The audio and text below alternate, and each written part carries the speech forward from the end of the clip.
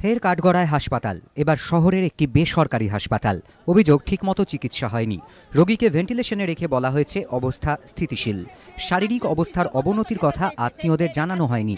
অভিযোগ বিল না মেটালে দেহ ছাড়া যাবে না বলেও হাসপাতাল কর্তৃপক্ষ কার্যত হুমকি দেয়। চিকিৎসায় গাফিলতির অভিযোগে রোগীর মৃত্যুকে কেন্দ্র করে আত্মীয়রা হাসপাতালের মধ্যেই বিক্ষোভ দেখাতে শুরু করেন। ঘটনার সূত্রপাত গার্ডেন রিচের বাসিন্দা মেধা মিত্র নামে একাদশ শ্রেণীর এক ছাত্রীর মৃত্যুকে ঘিরে। 12ই জুলাই নিজের বাড়িতে পুজো দিতে গিয়ে প্রদীপ থেকে পোশাকে আগুন লেগে যায় মেধা মিত্র নামে কিশোরীর। গুরুতর আহত অবস্থায় তাঁকে প্রথমে এসএসকেএম হাসপাতালে এবং পরে বাইপাস সংলগ্ন একটি বেসরকারি হাসপাতালে ভর্তি করা হয়। সোমবার সকাল 10টায় মৃত্যু হয় মেধার। মৃতের পরিজনরা চিকিৎসায় গাফিলতির অভিযোগ তুললেও অভিযোগ অস্বীকার করেছে হাসপাতাল কর্তৃপক্ষ। হাসপাতাল কর্তৃপক্ষ কিছুদিন আগেও বলেছে বিল পেমেন্ট করুন, না হলে আমরা মেডিসিন বন্ধ করে দেবো।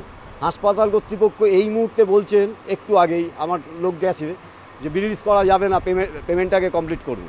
হাসপাতাল কর্তৃপক্ষের এই কথা। আজকে ভোর 5টা থেকে কোনো ডাক্তার নেই। আমার মেয়ের বেড়ে গেছে, পালস বেড়ে গেছে, সেই ব্যাপারে ট্রিটমেন্ট করার জন্য আমি ছুটে গেছি ওপরে, এখান থেকে যুদ্ধ করে।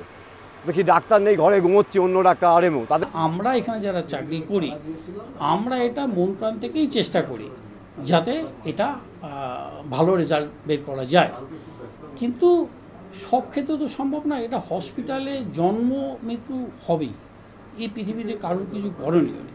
আমাদের 24 ঘন্টার টিম আছে, কোনো প্রশ্নই ওঠে না। মৃতের পরিজনেরা তিলজলা থানায় অভিযোগ দায়ের করেছেন। ময়ূখ ঠাকুর চক্রবর্তী, এবিপি আনন্দ, কলকাতা।